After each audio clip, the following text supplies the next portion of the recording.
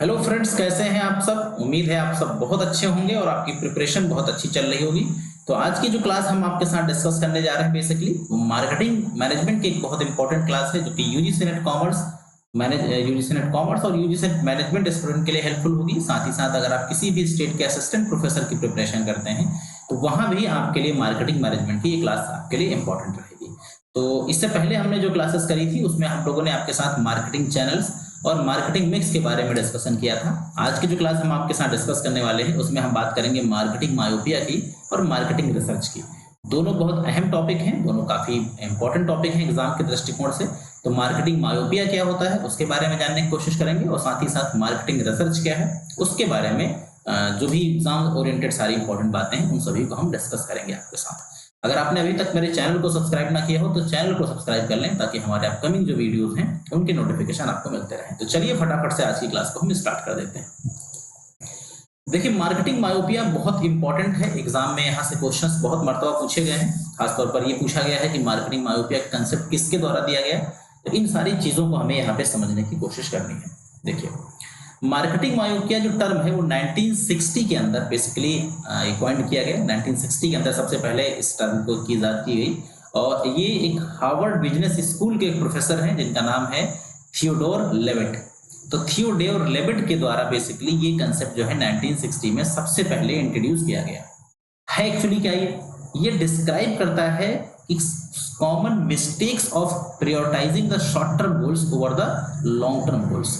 यानी कि कभी कभी क्या होता है कि हम अपनी ऑर्गेनाइजेशन के लॉन्ग टर्म गोल्स को फोकस ना करके हम शॉर्ट टर्म गोल्स पर फोकस करते हैं और जो हमारा priority area long term goals पर होना चाहिए वो हम शॉर्ट टर्म गोल्स पर दे देते हैं।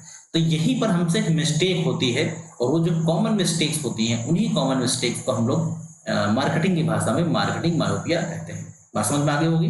मार्केटिंग मायोपिया क्या है, यानी एक बिजनेस ऑर्गेनाइजेशन अपने लॉन्ग टर्म गोल से भटककर शॉर्ट टर्म गोल को पूरा करने की कोशिश करती है और जब वो शॉर्ट टर्म गोल को पूरा करने की कोशिश करती है तो उससे कुछ मिस्टेक्स हो जाती हैं। लेकिन लॉन्ग टर्म गोल को छोड़ के शॉर्ट टर्म के पीछे भागना ये खुद ही अपने आप में एक मिस्टेक है।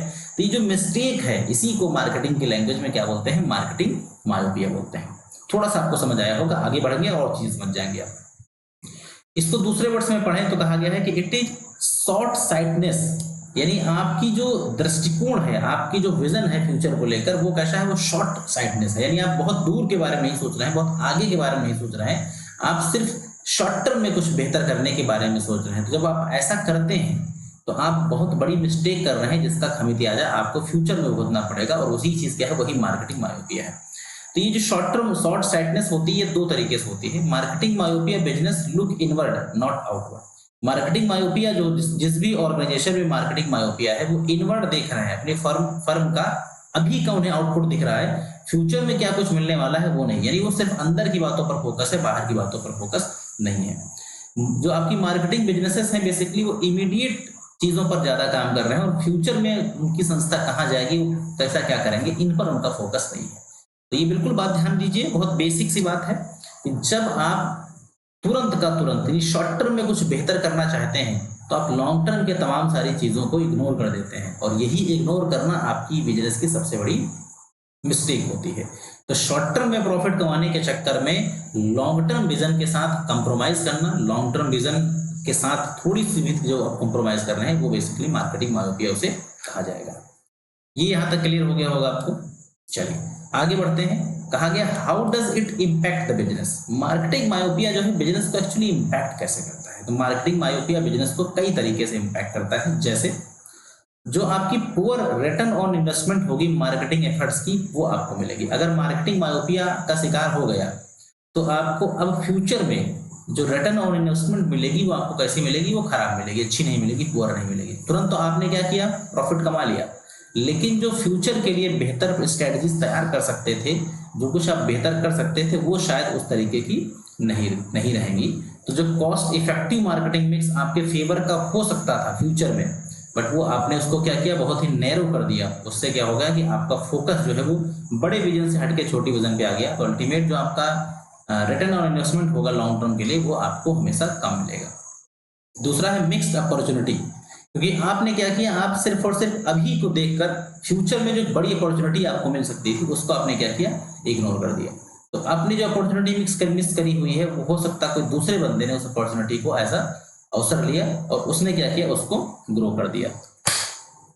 ये बात समझ पा रहे हैं ना? यानी कोई मिस्टेक्स नहीं करनी है। जो आप अपॉर्चुनिटीज मिस करते हैं वो अपॉर्चुनिटीज किसी दूसरे बंदे के लिए क्या हो सकती हैं, बेहतर साबित हो सकती हैं।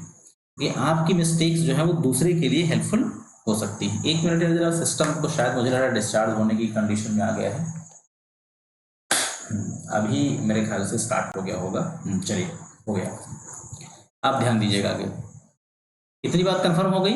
यानी हम जब क्या करते हैं, मार्केटिंग मायोपिया हो जाता है, हम मार्केटिंग मायोपिया शिकार हो जाते हैं। आप मार्केटिंग मायोपिया आपके बिजनेस में इन्वॉल्व हो गई तो फिर आपसे जो अपॉर्चुनिटीज हैं, बड़ी अपॉर्चुनिटीज, वो मिस आउट हो जाती हैं।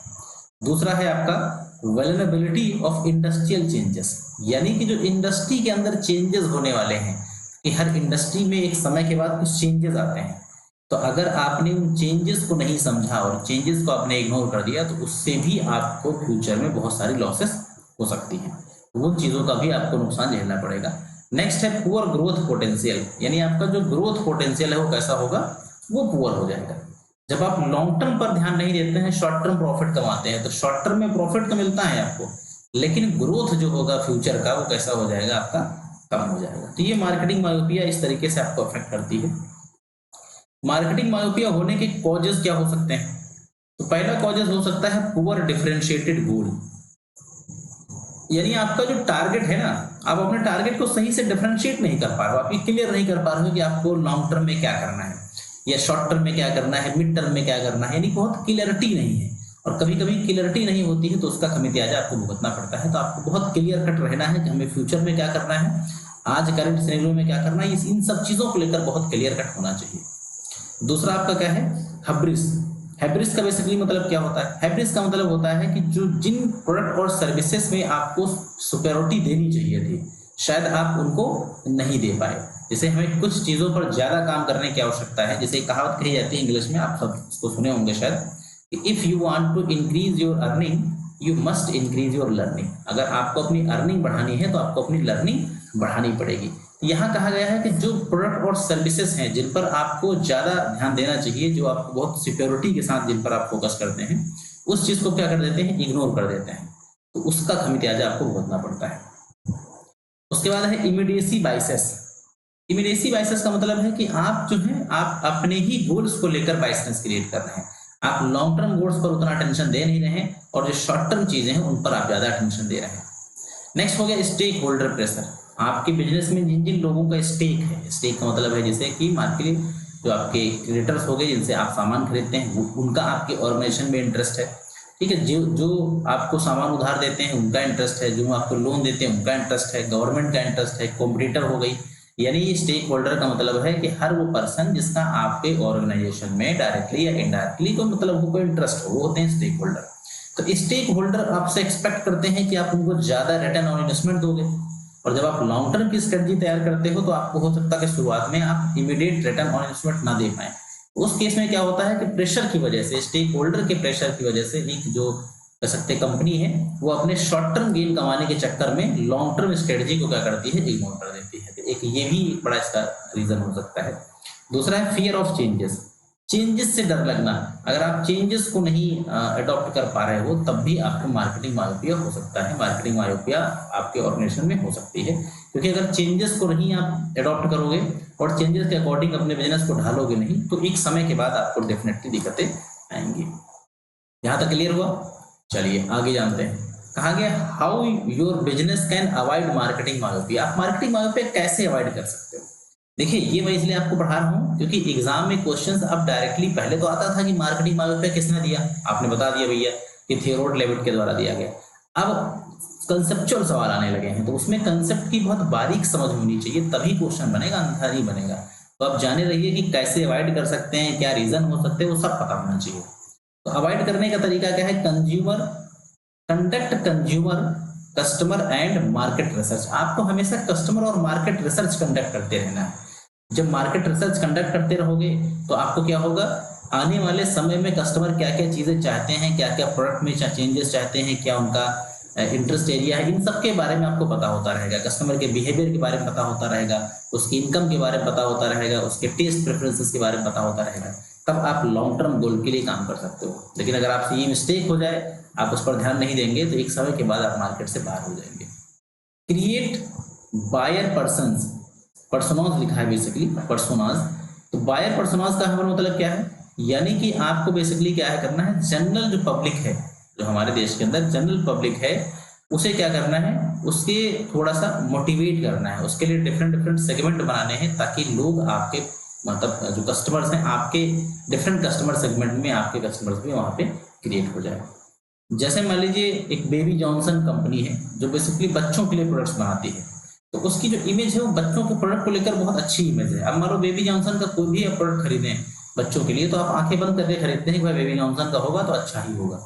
तो क्रिएट कस्टमर पर्सोनास के बेसिकली मतलब यही है कि आप कह सकते हैं टारगेट ऑडियंस अपना क्रिएट करिए, और जो टारगेट ऑडियंस आपके ही मतलब प्रोडक्ट को लेकर कह सकते हैं अट्रैक्ट हो और आपके प्रोडक्ट को बेहतर तरीके से कंज्यूम करते हो, उसको परचेज करते हो। तो इस तरीके का सिस्टम क्रिएट करना है। दूसरा है major marketing return on investment. जो भी आप मार्केटिंग करते हैं उसका रिटर्न ऑन इन्वेस्टमेंट चेक करिए। आप देखिए आपने कितना उसमें पैसा खर्च किया है, कितना किस तरीके से लोगों को ट्रेन किया, आपने जिनको गोल्स दिए हैं वो गोल्स प्रॉपरली अचीव हो पाए कि नहीं हो पाए, किस सेल्स मैन पर कितनी कॉस्ट लगी है, किस इवेंट को ऑर्गेनाइज करने में कितनी कॉस्ट लगी है, उस पर इनकम कितनी हुई, ये सब कुछ आपको अपने आप से क्या करना, चेक करना है।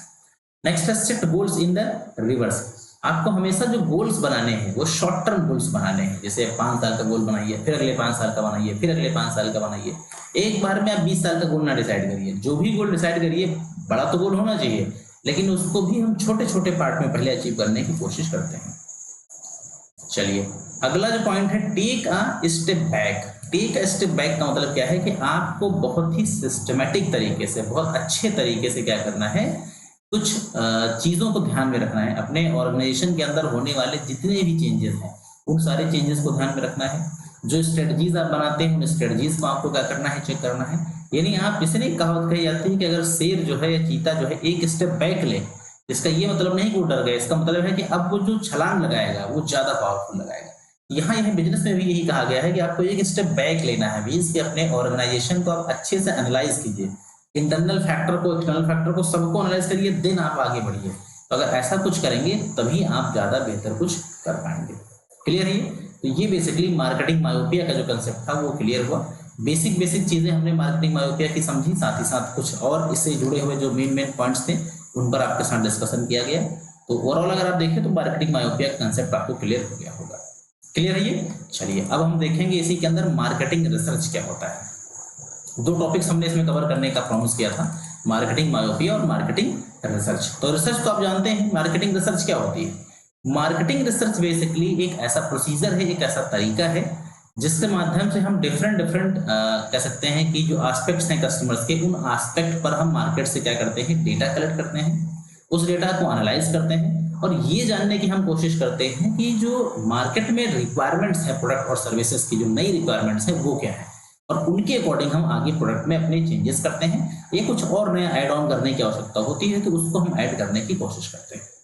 यानी marketing research is the process by which a company seek to collect the data systematically to make the better decision. यानी कंपनी क्या कर रही है, कंपनी एक सिस्टमेटिक प्रोसेस से डेटा को कलेक्ट कर रही है और डेटा को कलेक्ट करने के बाद उसका एनालाइज करती है ताकि कंपनी बेटर डिसीजन ले सके प्रोडक्ट और सर्विस को और बेहतर बनाने के लिए।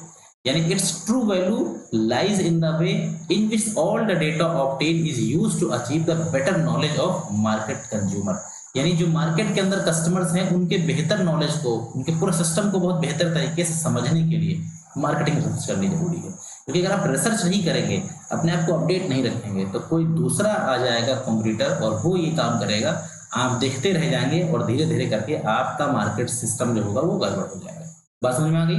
तो मार्केटिंग प्रोसेस बेसिकली कैसे करा जाता है, आप इसके लिए सर्वे कर सकते हैं, ठीक है, इंट्रैक्शन कर सकते हैं, ग्रुप जो पीपल्स का ग्रुप है, कस्टमर्स का ग्रुप, उसका इंट्रैक्शन कर सकते हैं, सैंपल कलेक्ट कर सकते हैं, इंटरव्यू कंडक्ट कर सकते हैं, और भी तमाम सारे ऐसे प्रोसेस हैं जिनके माध्यम से हम कस्टमर से इंटरेक्ट होकर कस्टमर से डेटा कलेक्ट करते हैं, उनके विचारों को लेते हैं, उनके आइडियाज को लेते हैं और उनके बारे में जानने की कोशिश करते हैं कि मार्केटिंग में आखिर क्या कुछ हो रहा है। एग्जाम में ये 2 टर्म जो आमतौर पे आपको नॉर्मल बुक्स के अंदर भी नहीं मिलेंगे। इन टर्म्स पर कई मरतबा क्वेश्चन पूछा गया है, तो मैं ये आपको बता देता हूँ कि एक्चुअली होता क्या है। एक शब्द है जिसे हम बोलते हैं स्विगिंग, और एक होता है जिसे हम बोलते हैं फ्रिगिंग। तो स्विगिंग और फ्रिगिंग दो टर्म है, इनका मतलब जान लीजिए, एग्जाम के लिए बहुत ही इंपॉर्टेंट है। तो देखिए क्या होता है।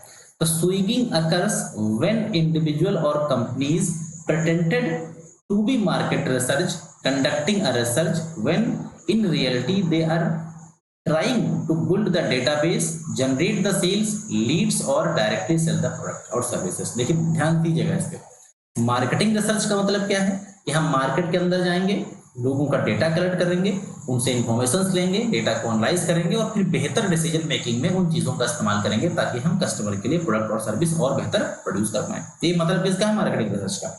एक कंपनी क्या कर रही है, एक कंपनी रिसर्च करने का उसका एक पर्पज है, उसने डेटा कलेक्ट किया, लेकिन जो डेटा कलेक्ट किया है उसका पर्पज उसे एनालाइज करके कुछ बेहतर रिजल्ट लाना नहीं है। उसने क्या किया, वो डेटा इसलिए कलेक्ट किया कि उसी डेटा बेस का इस्तेमाल करके वो बाद में क्या करेंगे, अपनी सेल्स को जनरेट करेंगे, डायरेक्टली इनडायरेक्टली अपने प्रोडक्ट और सर्विसेज को ज्यादा बेचने की कोशिश करेंगे। उसको हम लोग क्या बोलते हैं, उसको हम लोग बोलते हैं स्विगिंग। बात समझ में आ गई ना। तो स्विगिंग क्या है, स्विगिंग एक ऐसा कंसेप्ट है जिसका जो एक्चुअली पब्लिकली ऐसा दिखेगा कि वो रिसर्च कर रहे हैं, लेकिन वो रिसर्च नहीं कर रहे हैं, वो डेटा इसलिए कलेक्ट कर रहे हैं ताकि उस डेटा का इस्तेमाल करके हम क्या करें, प्रोडक्ट और सर्विसेज को आगे सेल करें, अपनी सेल को इंक्रीज करें। उसे हम लोग बोलते हैं स्विगिंग। बात समझ गया ना। तो स्विगिंग जो है एक प्रकार से मनगढ़ंत रिसर्च है, ओरिजिनल रिसर्च नहीं है। रिसर्च दिखा के कुछ और पर्पस के लिए रिसर्च करना, डेटा कलेक्ट करना इज कॉल्ड स्विगिंग। क्लियर है, ये ध्यान रखिएगा।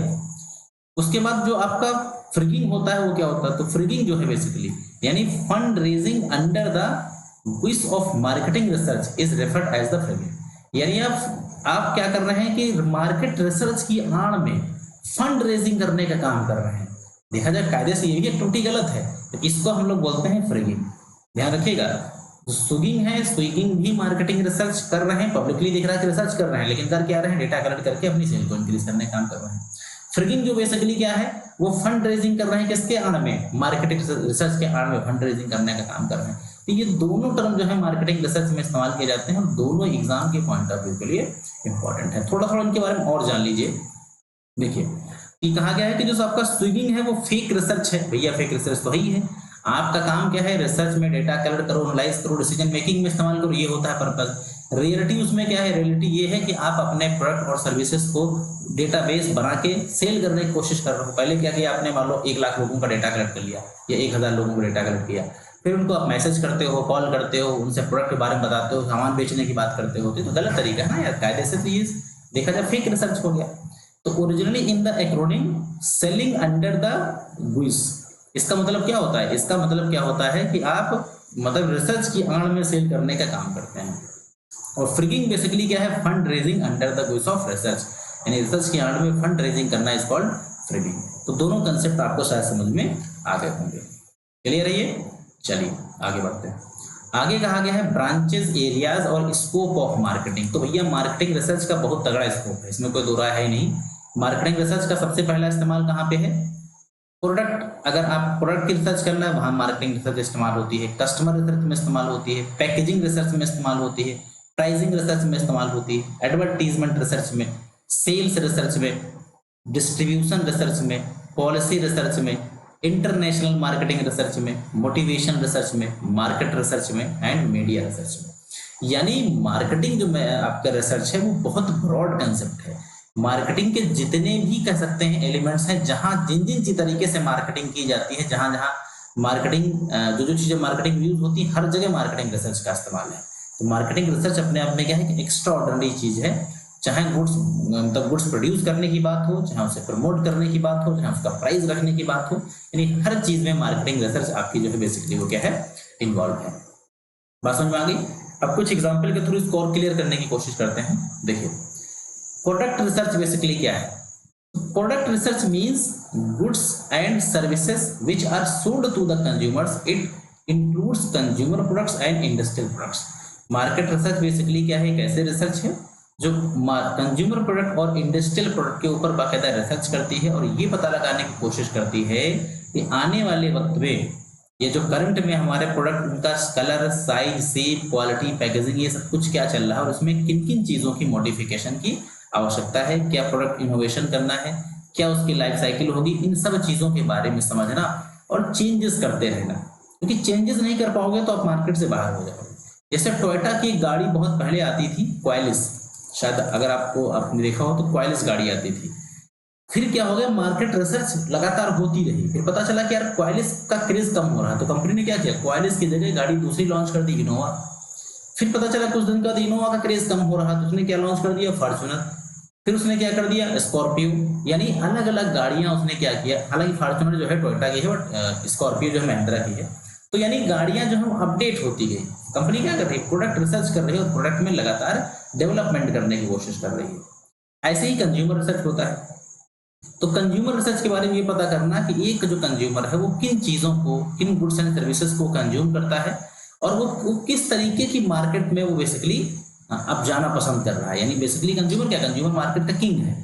तो कंज्यूमर के बारे में स्टडी करना कि अब कंज्यूमर की नीड्स क्या है, वांट्स क्या है, लाइक्स डिसलाइक क्या है, उसका एटीट्यूड क्या है, उसका एज क्या है, उसका सेक्स क्या है, इनकम, लोकेशन, बाइंग मोटिव, ये सब कुछ पता करना। जब आप ये सब कुछ ठीक से पता कर लेंगे तब जाके आपकी बेसिकली जो है वो रिसर्च को कंप्लीट होगी, तब आप कंज्यूमर के बारे में सब कुछ पता कर पाएंगे। ऐसे होता पैकिंग रिसर्च। आप देखते होंगे पैकिंग का अपना एक अलग ही गेम है। नए नए प्रोडक्ट्स की नई नई पैकिंग आती है, सुनते रहते होंगे कि ये फला प्रोडक्ट नई पैकिंग के साथ। तो पैकिंग रिसर्च भी बेसिकली क्या बताता है, पैकिंग जो है ना एक सबसे इंपॉर्टेंट चीज है। जब आप गुड्स खरीदने जाते हो तो गुड्स से पहले आपको उसकी पैकिंग दिखती है। तो पैकिंग प्रोडक्ट रिसर्च का सबसे इंपॉर्टेंट पार्ट है। किस तरीके की पैकिंग ज्यादा लोगों को अट्रैक्ट करेगी, मोर अट्रैक्टिव कौन सी होगी, कौन सी पैकिंग जो होगी वो कन्वीनियंट होगी लोगों के लिए, कौन सी पैकिंग कॉस्ट इफेक्टिव होगी, कौन सी पैकिंग होगी जो उस प्रोडक्ट के लिए सुटेबल होगी। इन सब चीजों पर रिसर्च करना is called packing research. Pricing research की बात करें तो अलग अलग प्रोडक्ट्स के अलग अलग प्राइस होते हैं, ठीक है। तो हमें हमारे टारगेट कस्टमर कैसे हैं, उनका इनकम किस तरीके की है, उसके हिसाब से हम क्या करेंगे, उनका क्लासिफिकेशन कर देंगे। प्राइसिंग के कौन सा मेथड उस प्रोडक्ट के लिए बेहतर होगा, ठीक है, प्राइस उसका फिक्स कर देंगे। तो ये अल्टीमेट होता है आपका प्राइसिंग रिसर्च। चलिए आगे बढ़ते हैं। नेक्स्ट अगर आप देखें तो एक होता है एडवर्टाइजिंग रिसर्च। अब एडवर्टीजमेंट तो आजकल जो है मार्केटिंग की जान है। अगर आप कोई भी प्रोडक्ट प्रोड्यूस करते हो उसको अच्छे से एडवर्टाइज ना करो तो लोग आपके बारे में जान ही नहीं पाएंगे। तो एडवर्टाइज करना अपने आप में सबसे इंपॉर्टेंट पार्ट है। एडवर्टाइजिंग करने के लिए हम क्या स्ट्रेटजी इस्तेमाल करेंगे, हमारा बजट कितना है, ठीक है, हम एडवर्टीजमेंट कहाँ करेंगे, एडवर्टीजमेंट का लेआउट कैसा होगा, उसकी कॉपी क्या होगी, स्लोगन क्या होगा, हेडलाइन क्या होगी, कौन से मीडिया पर हमें इसे प्रमोट करना है, टीवी पे करना है, टीवी पे किस चैनल पे करना है, ये सब कुछ रिसर्च करना इज कॉल्ड एडवर्टाइजिंग रिसर्च करना। सेल्स की बात करें तो सेल्स पर्सन जो है आपकी कंपनी के वो लोग हैं जो आपकी कंपनी को चलाने का काम करते हैं, कि वही अल्टीमेट पैसे लाते हैं। तो सेल्स का रिसर्च करना भी बहुत इंपॉर्टेंट है। आप बाकायदा जो सेलिंग एक्टिविटीज की स्टडी करेंगे, ये देखेंगे कि हमारे सेल्स आउटलेट कैसे होने चाहिए, सेल्स की हमारी कौन कौन सी लोकेशंस हैं, क्या सेल की फोरकास्ट हो सकती है, ट्रेंड क्या चल रहा है, मेथड सेल्स के क्या है, ठीक है, अच्छे सेल्स फोर्स कैसे तैयार की जाएगी, उनको ट्रेन कैसे किया जाए, ये सब कुछ सेल्स रिसर्च का काम है। डिस्ट्रीब्यूशन रिसर्च का मतलब है कि हम गुड्स को कैसे बनने से लगा के कस्टमर तक बिकने में जो एक्टिविटी आती है वो डिस्ट्रीब्यूशन रिसर्च में आती है। तो कैसे गुड्स को हम लोग बेसिकली चैनलाइज करेंगे, कैसे उसको हम डिस्ट्रीब्यूट करेंगे, वो आता है डिस्ट्रीब्यूशन रिसर्च के अंदर। यानी कि स्टोरेज का क्या करेंगे, उसकी ग्रेडिंग क्या होगी, कितने दिन तक उसे हम स्टॉक में रख सकते हैं, ये सारी चीजें आती हैं। नेक्स्ट आती है पॉलिसीज रिसर्च।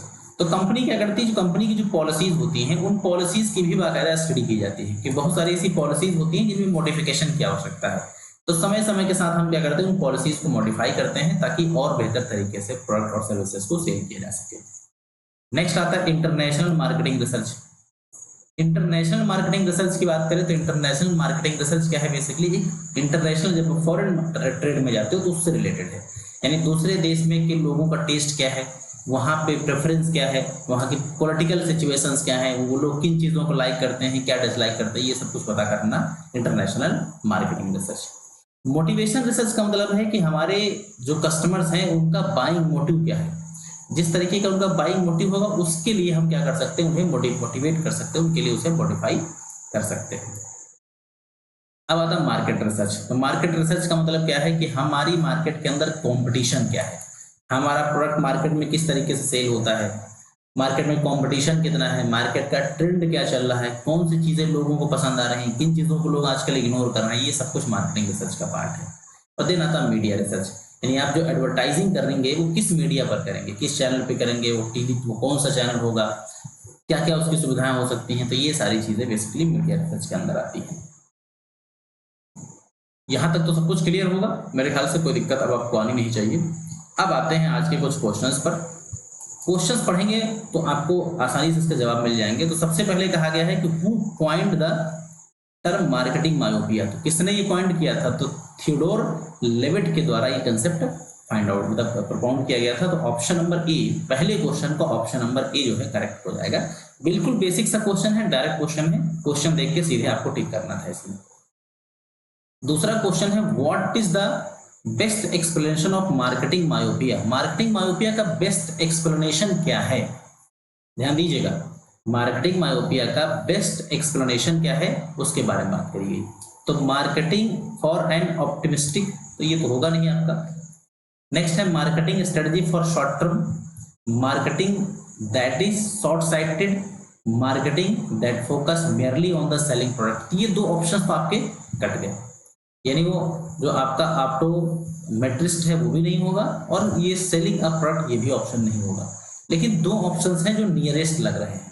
मार्केटिंग जो बेस्ट किसका एक्सप्लेनेशन करता है, marketing research for short term, तो ये शॉर्ट टर्म की बात नहीं करता है, ये शॉर्ट साइटेड की बात करता है। हम शॉर्ट टर्म के लिए नहीं करते हैं, हमारी जो दृष्टि होती है मार्केटिंग, हम शॉर्ट टर्म के लिए प्लानिंग नहीं, प्लानिंग तो हमारे लॉन्ग टर्म की बनी होती, लेकिन हमारा जो अभी का विजन है, अभी हमने क्या किया, हम दूरदृष्टि, हम फ्यूचर के बारे में नहीं देख रहे हैं, अभी नजदीक के बारे में देखना है कि हमें क्या करना है, वही मार्केटिंग मायोपिया है।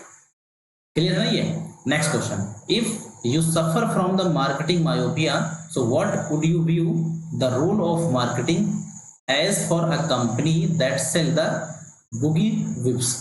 तो जो विगी विप्स होती है बेसिकली, उस केस में मार्केटिंग मायोपिया, मान लीजिए कोई कंपनी मार्केटिंग मायोपिया सेल करती है, तो उसमें जो आपकी मार्केटिंग है उसका क्या रोल होगा अगर उसे बुगी विप्स को सेल करना हो। चलिए इसको बताइएगा जरा ध्यान से। तो सबसे पहले ऑप्शन था to create sales of buggy whips, next है to satisfy the needs of horse lover, next है to satisfy the needs of outdoor क्या लिखा हुआ इंथुसियास्ट, नेक्स्ट है to satisfy the needs of people who use transportation. देखिए to create sales of buggy whips, ये option आपका क्या होगा, कट गया। दूसरा है the need satisfy the needs of horse lover, ये भी आपका नहीं होगा।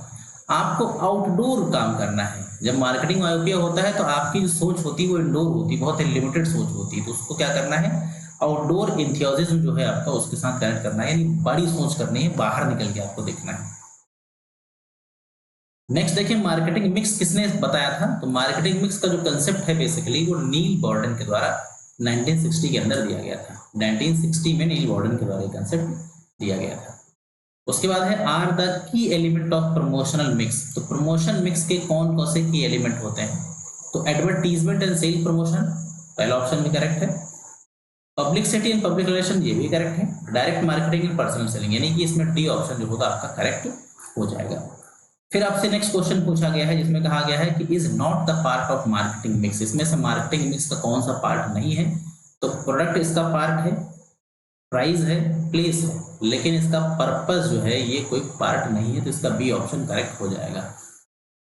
नेक्स्ट है the term marketing mix describe, तो मार्केटिंग मिक्स बेसिकली क्या डिस्क्राइब करता है, तो पहला है a composite analysis of all environmental factor inside and outside the firm, दूसरा है a series of business decision that aid in selling a product, next है the relationship between firms marketing strength and its business weaknesses.